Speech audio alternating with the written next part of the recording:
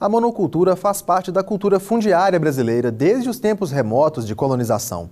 Apesar de trazer lucros aos proprietários de terras e ao governo brasileiro, essa cultura causa também impactos socioambientais. A repórter Fernanda Carvalho fala sobre a regulamentação da atividade no país. As florestas brasileiras vêm sendo desmatadas há décadas para dar lugar a grandes plantações de alimentos, pastagens e árvores de corte. Segundo dados do IBGE, mais de 681 mil quilômetros quadrados são ocupados hoje pela agricultura. São mais de 5 milhões de unidades rurais existentes no Brasil. Os proprietários coletivos detêm 90% dessas propriedades.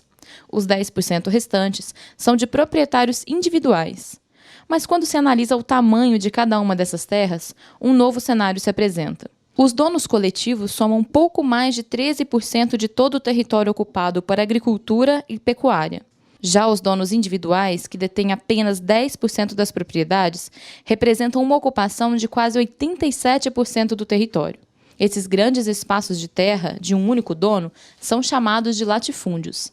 É justamente aí onde acontece a prática da monocultura. Espécies animais, muitas espécies vegetais se perderam quando os portugueses chegaram aqui e trouxeram com eles, a prática da monocultura de cana, através das capitanias hereditárias, transformaram o Brasil aí, num canavial.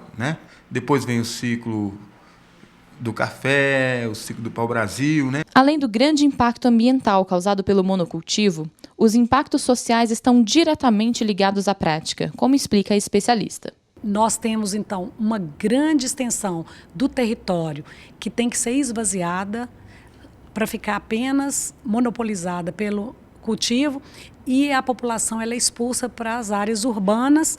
E, então, nós vamos ter no Brasil, em menos de 40 anos, a maior migração do campo para a cidade.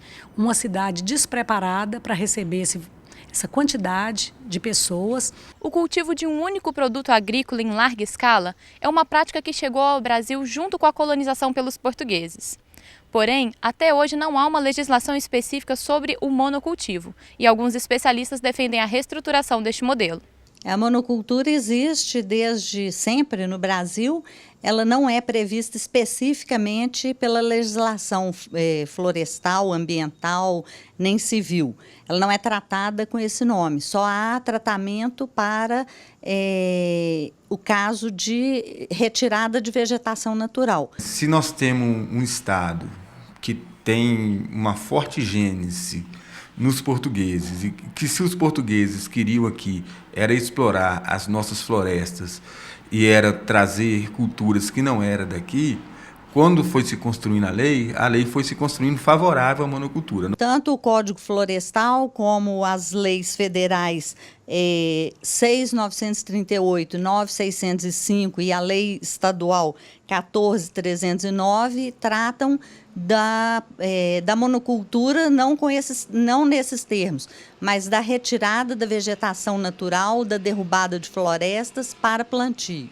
O monocultor, nessas 3 leis e também no Código Florestal, ele tem responsabilidade pela poluição que ele causar, não por ele ser monocultor, mas por ele causar algum dano ao meio ambiente, ao rio, à propriedade vizinha. Então, ele terá a responsabilidade de indenizar o meio ambiente, Fundo de Proteção ao Meio Ambiente, de indenizar o vizinho a quem ele prejudicou. Os estudiosos acreditam que é necessário interromper este ciclo de degradação, mas, segundo eles, essa mudança pode ser lenta e difícil. É preciso achar esse equilíbrio. O que já foi derrubado já é suficiente para que a monocultura se desenvolva. Do jeito que está indo, não vai ter mais floresta. Nós já estamos hoje